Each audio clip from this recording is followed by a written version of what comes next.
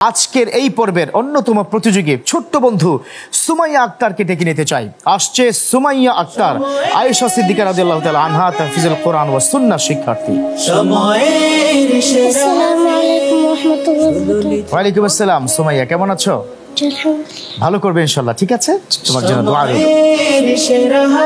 اقرأ من قول الله تعالى أعوذ بالله من الشيطان الرجيم الذين ينفقون أموالهم بالليل والنهار سرا وعلانية أعوذ بالله من الشيطان الرجيم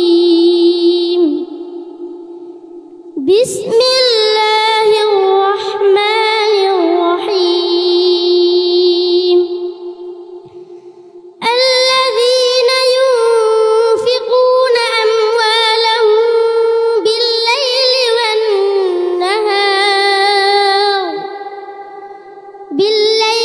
والنهار سرا وعلانية فلهم أجرهم عند ربهم ولا خوف عليهم ولا هم يحزنون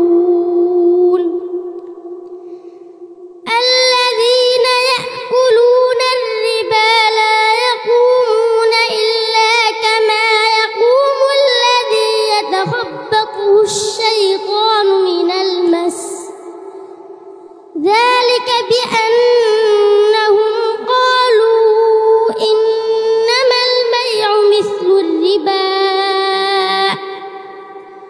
وأحل الله البيع وحرم الربا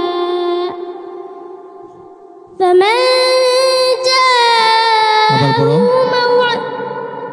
আবার পড়ো ذلك بأنهم قالوا إنما البيع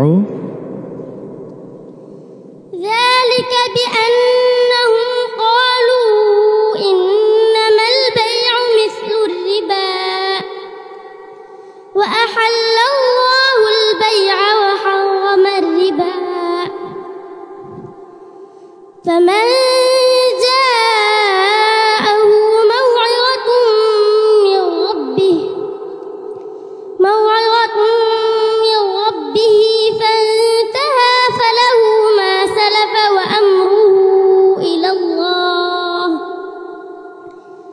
ومن عاد فأولئك أصحاب النار هم فيها خالدون حسبك صدق الله العظيم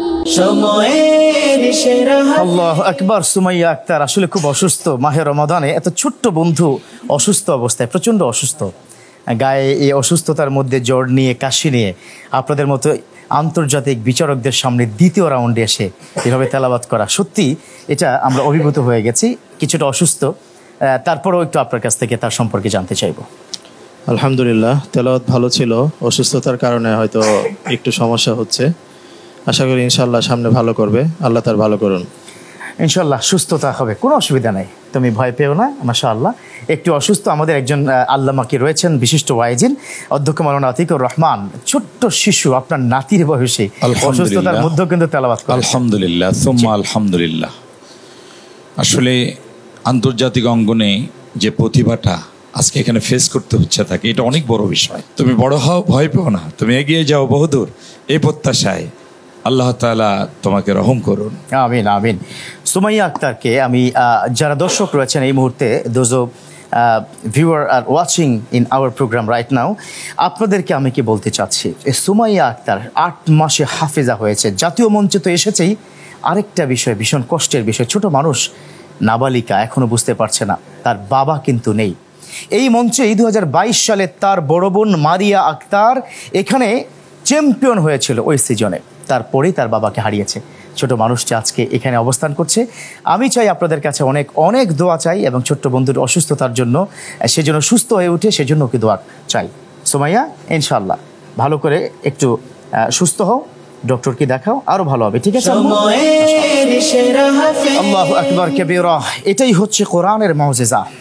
প্রিয় দর্শক, ছোট ছোট বন্ধুরা সিনার মধ্যে কোরআন নিয়ে ঘুরছে, এ কোরআন তো সাধারণ কোরআন নয় যে কোরআনটা পাহাড়ের উপর রাখতে চেয়েছিল, পাহাড় বলছে না আল্লাহ আমি নিতে পারবো না। সাগর পাহাড় সমস্ত সৃষ্টি জগতের কাছে এ কোরআনটা রাখার কোনো অপশন ছিল না, কিন্তু আল্লাহ পাক প্রত্যেকটি এই কোরআনের প্রত্যেকটি আয়াত এই ছোট্ট ছোট্ট বালিকাদের হৃদয়ে ঢুকিয়ে দিয়েছে। সুবহানাল্লাহ।